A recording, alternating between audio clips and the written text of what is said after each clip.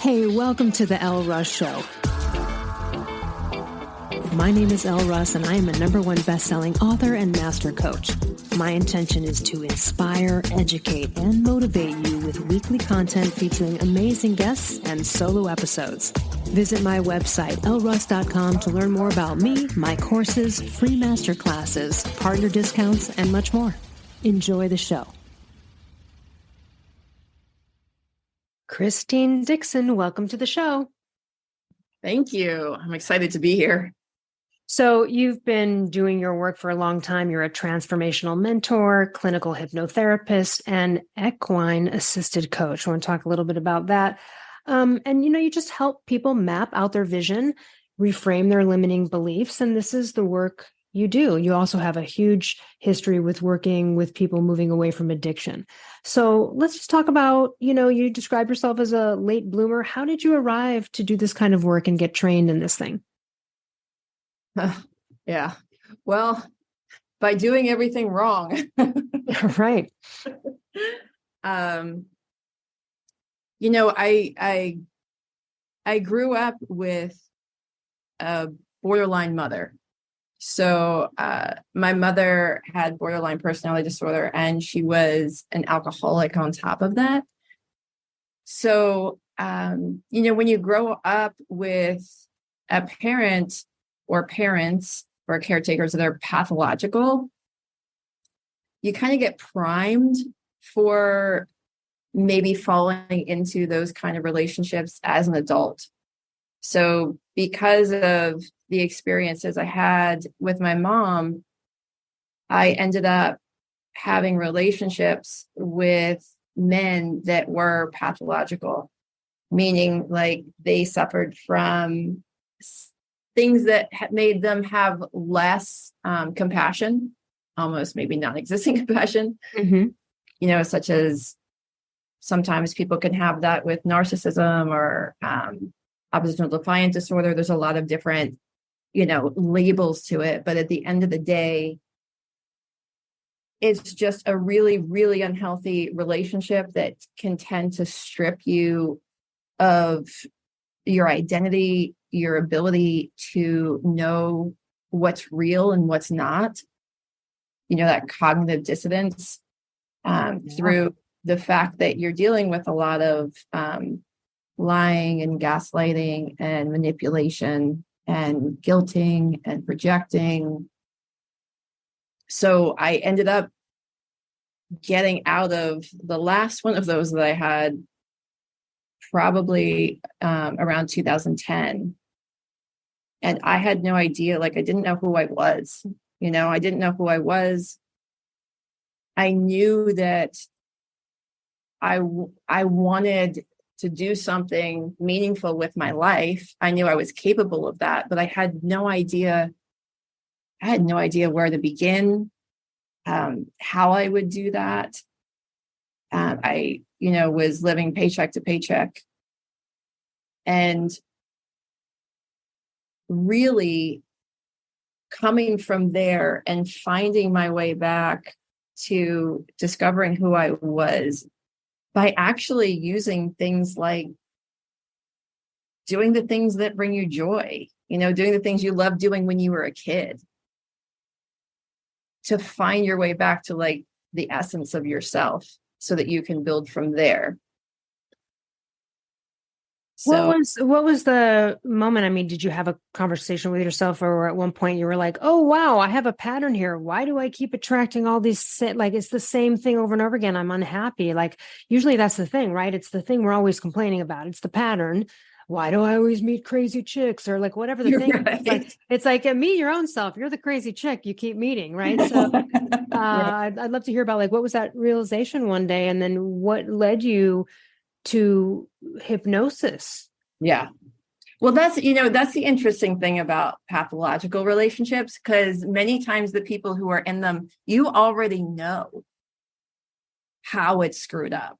You already know, and part of the thing that keeps you trapped in it is that you keep trying to get to this place where it makes sense and everything is stable so that you can leave. But the whole way it's set up is so that you'll never get there. So you just keep doing this. You know, there's all this stuff that's coming out about these type of relationships now, where they're realizing that the effect on the brain from the love bombing and then into the, you know, starting to find fault with you and then picking apart and then projecting, then lying, like the whole cycle, and it repeats over and over again, creates this kind of same effect on the brain that, you know, getting sucked into a cult would do, or when they, you know, Stockholm syndrome, because it literally wires the brain to be in this loop that just keeps repeating, and you can't figure out why you can't get out of it. So I knew the problem long before I was strong enough to take action on it. And I think has been reflected back on a lot of people that have been in these relationships.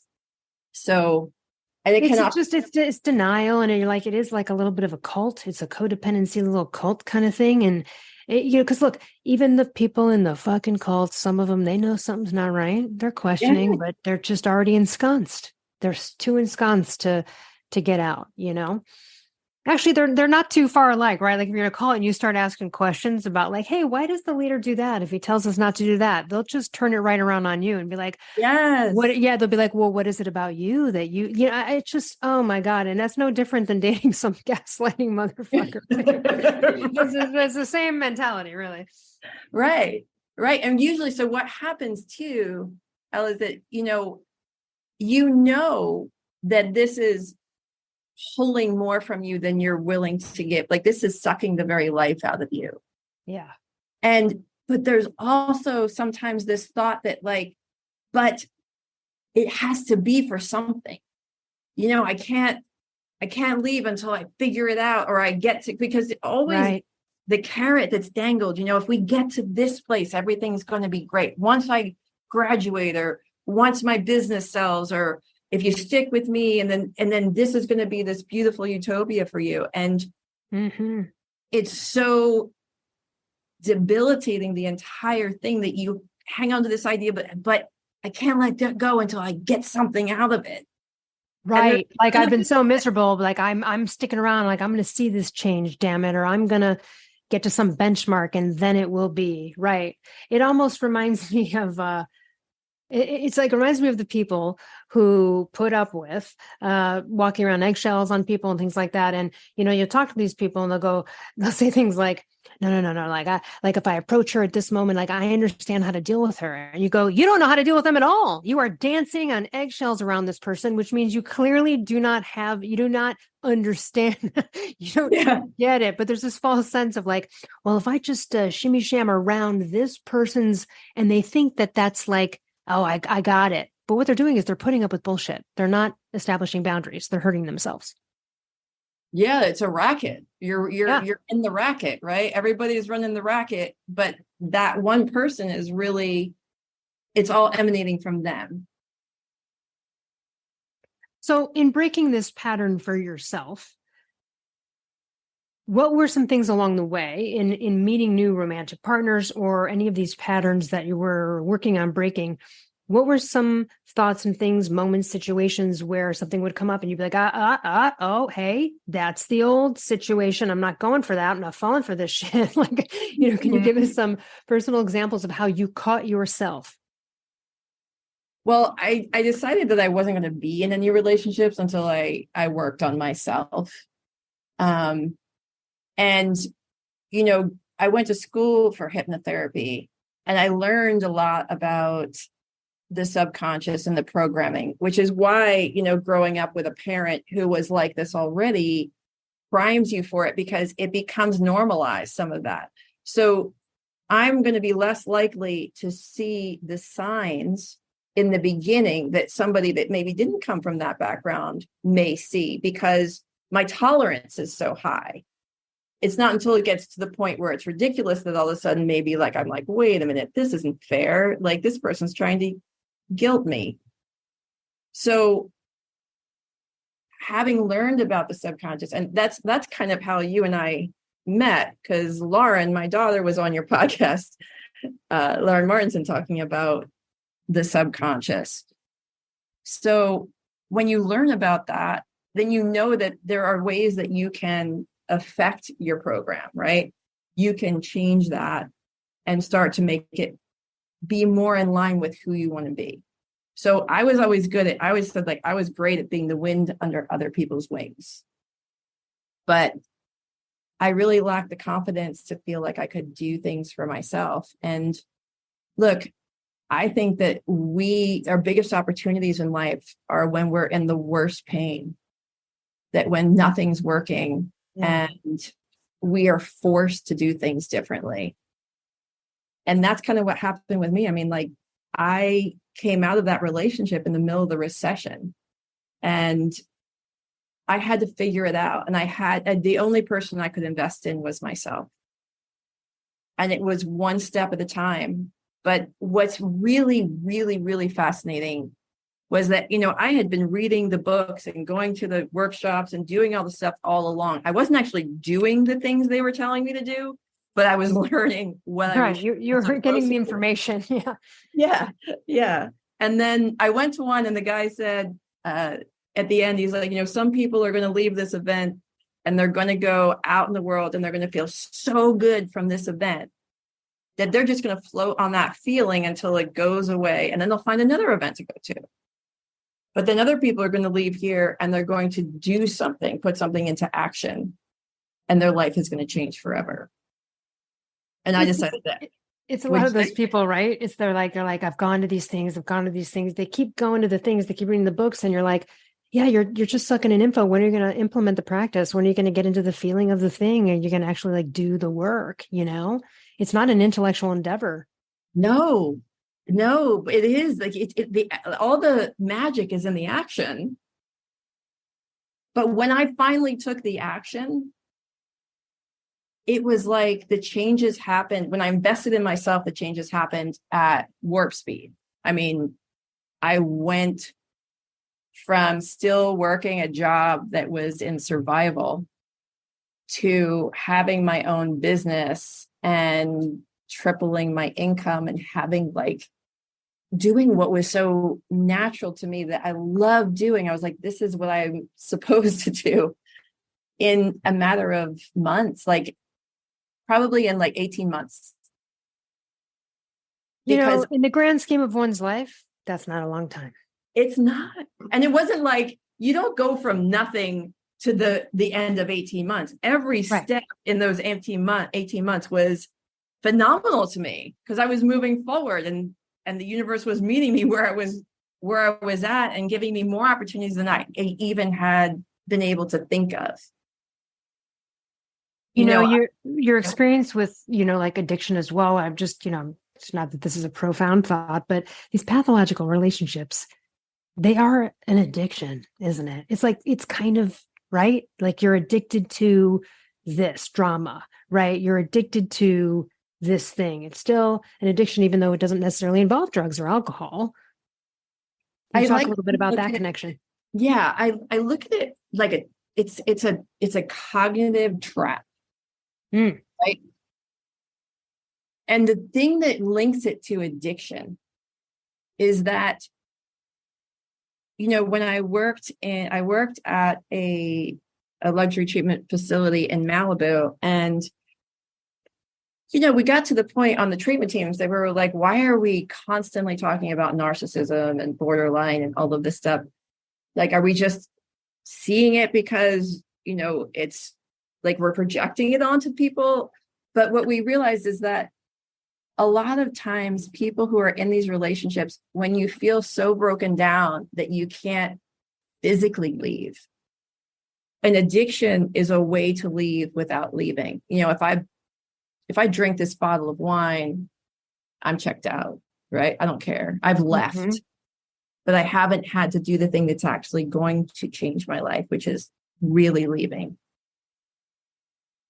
And there's such a correlation between it. It's very similar. If you grew up in an alcoholic home or an addiction-based home, is very similar to growing up in a pathological home, because it's still the lying. It's still your reality is not reality. I'm going to tell you what reality is. You grow up having to protect yourself, you have to live in another person's head and nervous system. So think about that from a child's standpoint.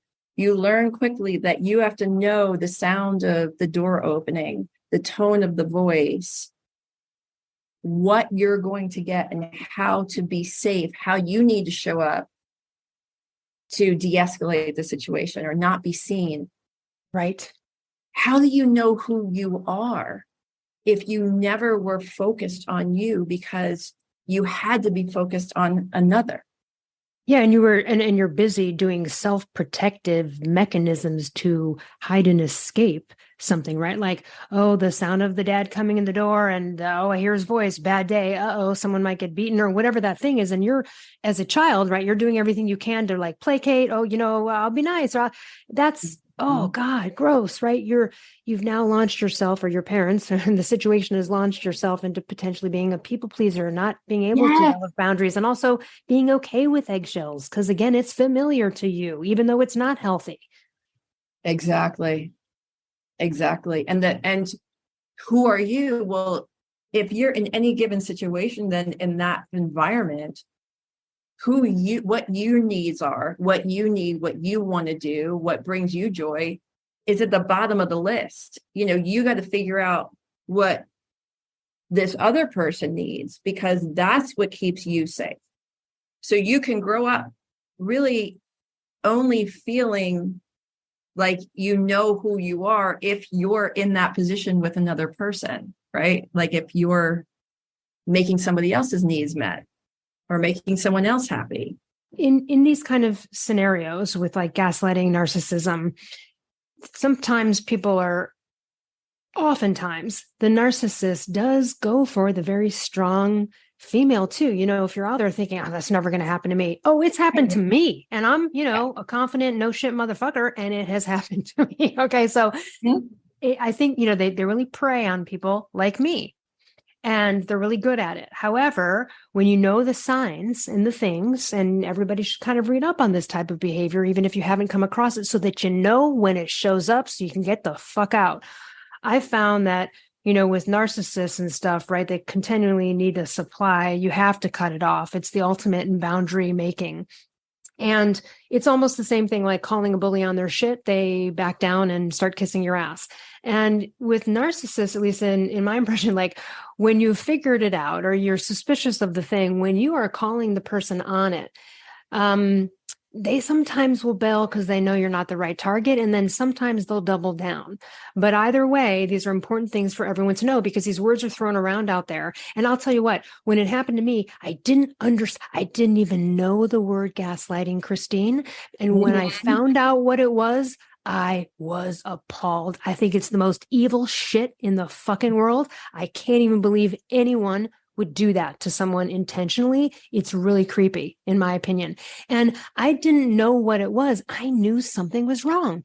And it was like the third time I finally called the person. I'm like, hey, you know what? They were like, later, right? Like, jig is up. Like, it was just like so obvious.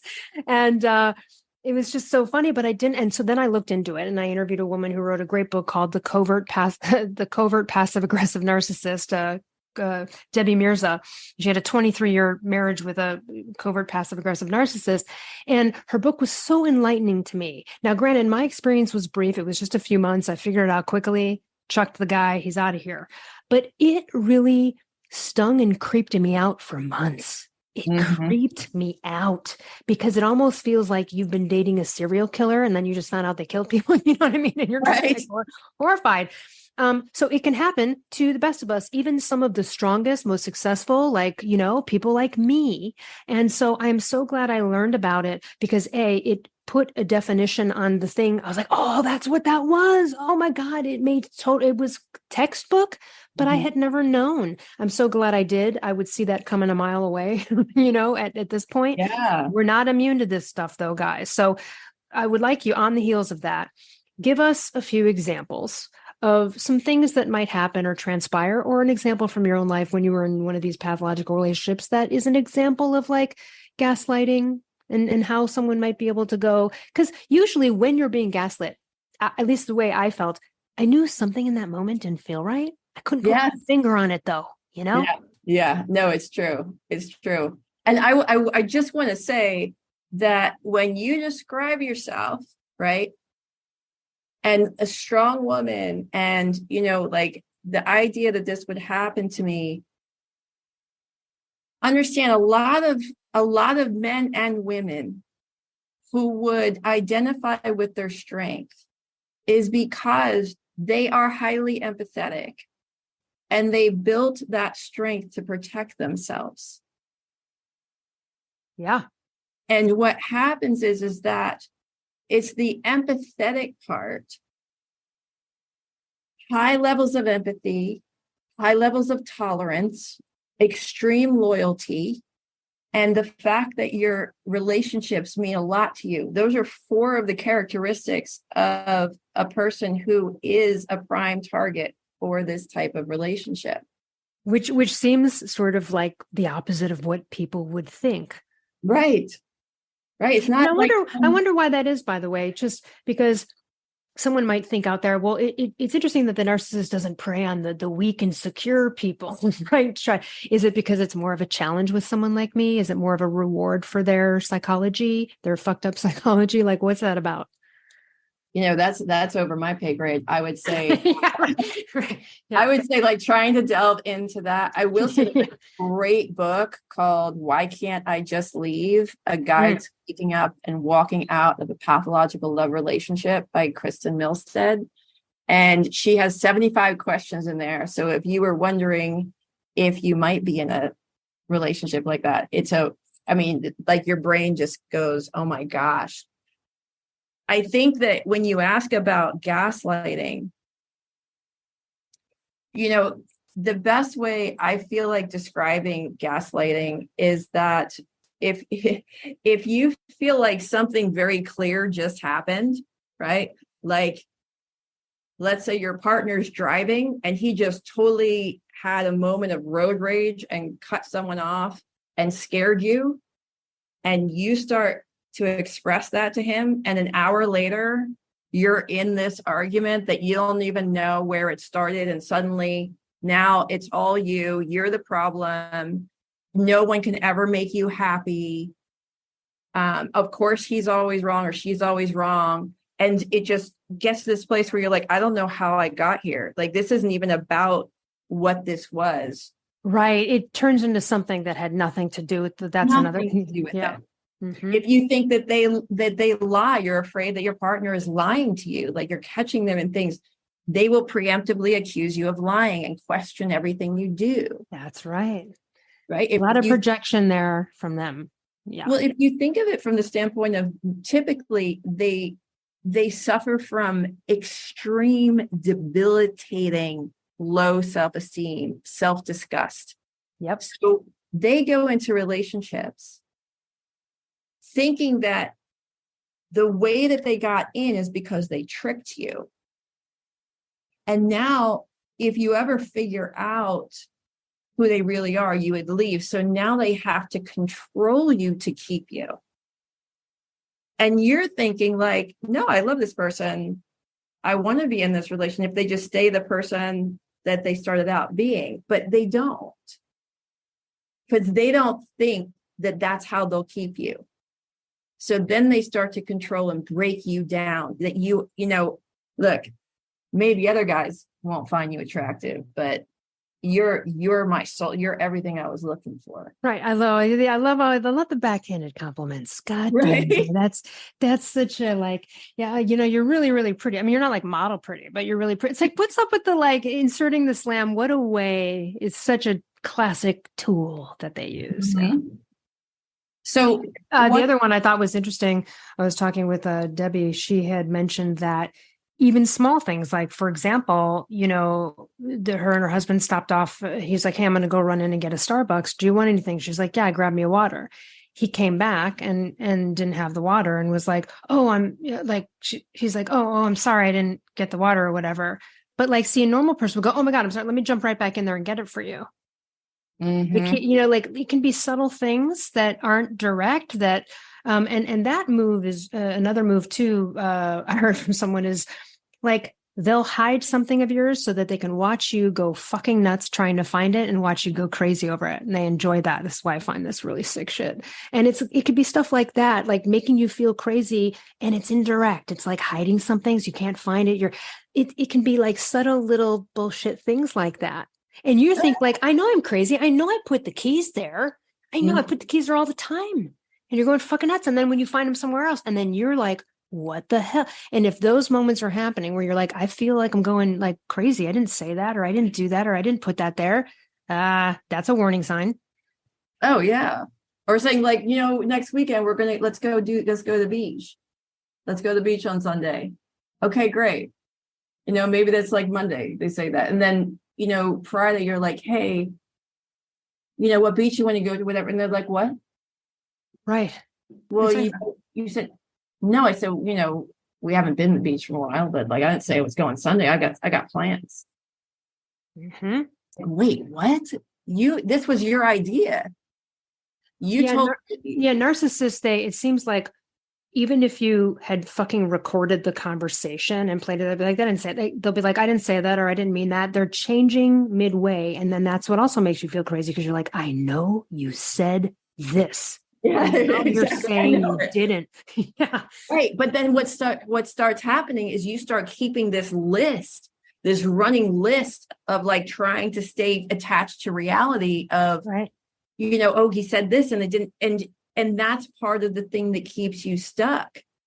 And one of the things that they also want to do that's really important is create financial instability, because if you are financially unstable, then you can't leave. So that could be either them being like, I don't want you working, creating some situation where you're financially dependent on them. Or if you loved me, we would put all our money in a joint bank account. If you loved me, if you trusted me, and you start giving away things that maybe you're not comfortable with, but then they've got access and now they're spending your money, draining your money, whatever it is.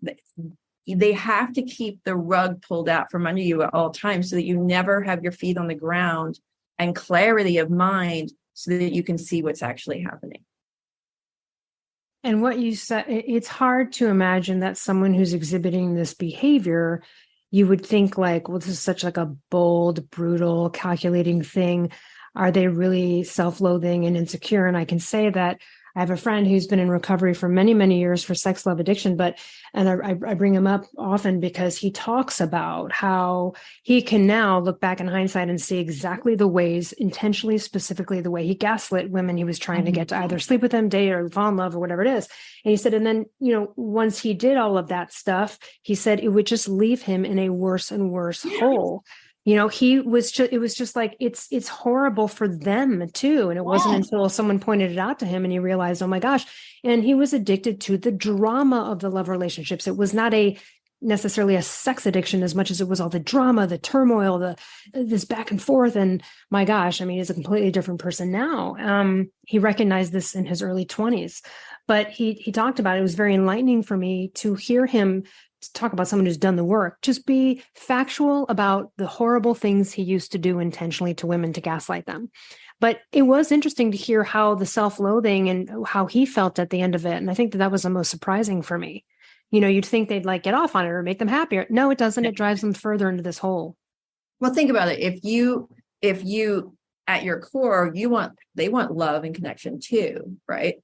But the way that this operating system is working is so unhealthy. And what happens is, imagine if you got what you needed, but you knew you manipulated the person to give it to you, right? So if I'm like, I tell someone, you can never be loved then, can you? Because you don't trust the love. Yeah, right. Well, because it's not real. You extracted it. It wasn't freely given. So it's not real. So now you need more of it. Now you need to control more and get more, because nothing is actually filling that void. Let's talk about how you work with people. Everybody will put the ways to connect with Christine in the show notes, but it's on thepathcoaching.net. And tell us about how you work with people. I know you still probably incorporate some hypnotherapy. I don't know if you do it with all of your coaching clients. Let's talk about who your ideal client is. Obviously, anyone who's been through the kind of relationships we're talking about, you're their lady because you've been through it and you've come out the other side and you deeply empathize with that. But tell us a little bit about how you work with people. Sure. You asked about my optimum client, and I think that would be, like I said, there's such a big correlation between addiction and pathological love relationships and family members, that when people have come out the other side, whether you've gone to a treatment facility to get sober, or whether you've left a relationship, or you're struggling to get out of a family relationship like that's pathological, everyone's in kind of the same place. They don't really have their feet under them. They don't fully know who they are or what the future looks like. And they really desperately want to build their confidence in themselves and a connection to themselves so that they can connect to other people and connect to a life that they build. You know, there's so much talk about trauma these days, but what is the opposite of trauma? The opposite of trauma is joy. It's play. It's having fun. And I really love the idea of incorporating that into my work.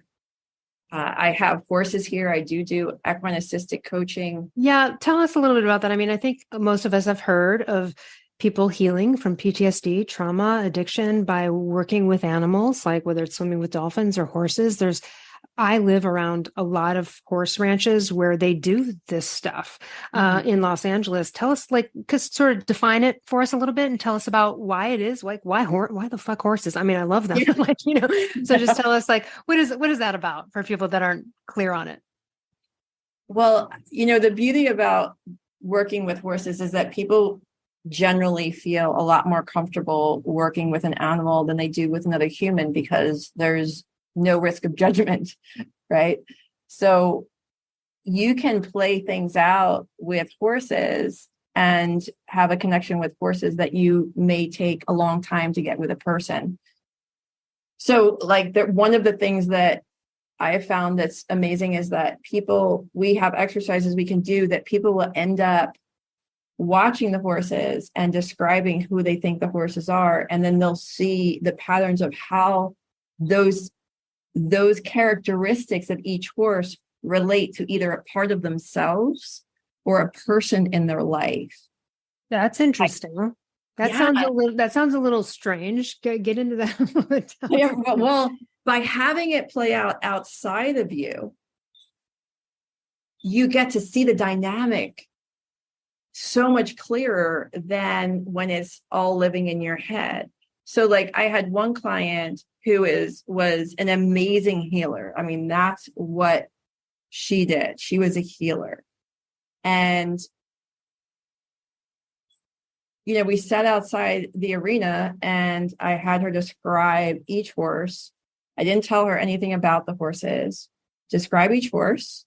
And while you watch them interact, describe what you think each one's personality is, what they're like. And what's funny is that after that, then it's all right, now you pick which horse you want to work with.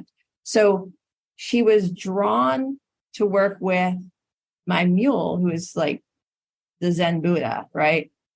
Who is also a healer, but he's also really comfortable in his own skin. He's not trying to prove anything.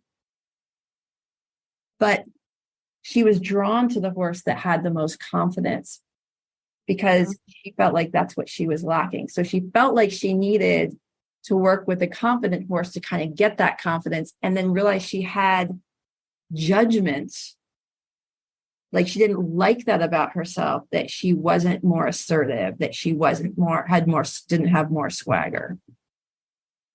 And starting to put these things together by having it projected outside of you can show you the things that are actually working under the surface that need some attention.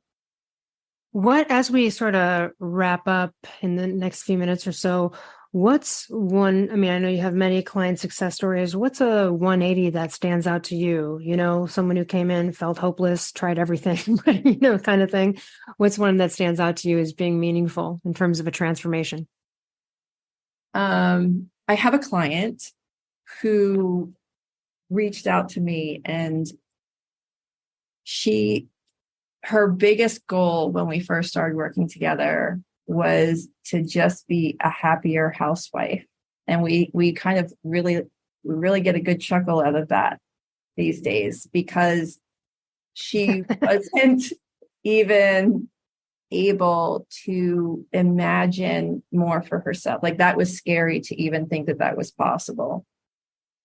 And we have worked on how she had intense trauma, how that shaped the choices and the way she communicated. And to really, really affect change, you have to go to communication, because all of us want to connect. Like, that's connecting with each other is what keeps us healthy and happy and sane. And when you don't trust and aren't able to do that, it's a very lonely and isolating place, even if you're around people. So we really worked on communication with her partner, with her children, breaking the old patterns. And as she did that, she got more and more confident. And she would share how this changed her inner dialogue too. And it's just phenomenal where she has come in the last 6 months. I mean, she has a much deeper relationship with her husband, though also a deeper relationship with herself. So if ever that didn't work out, right, it's not the end of the world. It's not her complete identity. She has something else to look forward to. Yeah. And she has been like this beacon for her children, because now she's teaching her children by example. There you go. By how she relates to them about what healthy communication looks like. And now they're changing, and their relationships are changing, and the relationship they have with their friends and their girlfriends and boyfriends. So it's such a crazy... It's a domino effect, because it is what you're modeling. I remember, years ago, I had a tough conversation with someone who was being literally verbally abused in front of me by their husband. I knew them for a while. I just never saw this behavior. Apparently I was the only one that called it out. I can't believe no one ever called it out. They all knew it. No, and the friends were too afraid to speak up. I said something, but one of the things that I said, and it did resonate, she eventually left him and she's happily remarried now. But one of the things that I said is she had her 2-year-old daughter at the time was there. And I said, you are teaching your daughter that this is acceptable behavior from a man. You cannot do that. Like, she hadn't even seen it, but now it's a totally different story, and it changed the trajectory of both of their lives, that she came into her power on that. You know what I mean? And it's just like the way you can affect your children are learning through you, and the kid used to say things like, Dad, stop talking to her that way. But the mom wouldn't draw a boundary or say, you know what I mean? And you can't, you watch a wallflower, you might become one. You grow up with one. So I love that it sort of just seeped into all areas of their life. Yeah, it's completely. It kind of along the same lines, as I thought was so interesting. Terry Real said that what's pretty tragic is that parents will fight in front of the children, but they'll make up in private. Yeah, that's an interesting point, and seemingly true. Yeah. Yeah. So, so basically doing this work is really about figuring out who you are, what gifts you bring to this world, how to put them together. You might not even know exactly what that is. I certainly didn't. But you probably know what ingredients you would like, what pieces you would like to go into it. And so following that path, creating the vision of what that would be, and then figuring out the strategy and the way that you're going to go about it. What's the mindset that needs to change, and bringing joy into it, bring play into it. We don't, as adults, we don't make new friends. We don't have the ability to have connections with other people like we did when we were kids. But it's really important to our mental and spiritual health to have that. So that's part of the bigger vision that I'm creating, which is I'm creating retreats and things that we get to all be together and do these amazing, amazing adventures while we're doing this work at the same time. And as your business reflects what you just mentioned, and in general, it is a process. It takes some time. You have to get on the path. And that's why you got onthepathcoaching.net. Everybody get on the path. Just start somewhere. I was talking to someone else earlier today. I was having another interview, and oftentimes with coaching, and I know you've experienced this, someone will come to you with an idea of something they want to do. They're going towards it and they realize, oh, I don't want that. Great. At least you fucking got on the path in order to understand whether you liked it or not, so that you didn't sit around the rest of your life wishing you had tried something. And absolutely. That's where coaching with someone like you is great, right? I mean, like you said, you didn't know what it was. You got on the path, one thing led to another. Nothing happens unless you move forward. So we're out of time now, but I so appreciate your wisdom. Everyone go to onthepathcoaching.net. Keep in touch with Christine, reach out to her for help. And I'm so grateful to love your daughter. Everyone go listen to the episode with her daughter, Lauren Martinson. What a great mom-daughter team, and what an amazing daughter. You must be so proud. I am incredibly proud. She is amazing. She's amazing. Yeah. I mean, wow. Anything else you'd like to leave with our audience? Last thoughts? Yeah, I just want to leave with a quote from a poem, but it's my favorite poem, called The Invitation by Araya Mountain Dreamer. It doesn't interest me what you do for a living. I want to know what you ache for, and if you dare to dream of meeting your heart's longing. That's a good one. We only get one life. That's right. Let's make the best out of it. Thank you so much. And also, what an inspiration, a true transformation yourself, and now helping others. Thank you so much for joining us. And for everyone else, we'll see you next week. Thank you. Hey, listeners, over the years, a ton of companies have approached me to collaborate, but I will only promote companies whose products I believe in and that I actually use and consume on a regular basis. So let me tell you about some of my favorite companies that I can offer you discounts for. Rep Provisions, an amazing company doing incredible things for our planet, topsoil, and animals with regenerative agriculture. And it's my #1 source for quality pasture-raised meat and chicken. Visit repprovisions.com and use code L15 for 15% off. I'm also obsessed with a company called Carnivore Crisps. They make a lean, all-natural, and delicious alternative to conventional snacking, made with just real meat and real salt. Totally addictive, and my favorite ones are the beef brisket and the ribeye. Visit carnivorecrisps.com and use code PALEO10 for 10% off. I also love and regularly use Paleo Valley products. They make amazing supplements and delicious paleo products. I use the superfood greens powder, grass-fed beef sticks, the organ complex, and their bone broth bars. I love the lemon and apple. I also use their essential C complex and more. Visit paleovalley.com/promos/Elle Russ for 15% off. I also love Primal Kitchen. They make delicious paleo-approved, gluten-free, grain-free, soy-free, and no refined sugar products. And I use them daily, from their collagen powders and sauces and marinades to their avocado and olive oil. So good, so healthy. Visit primalkitchen.com and use code L10 for 10% off.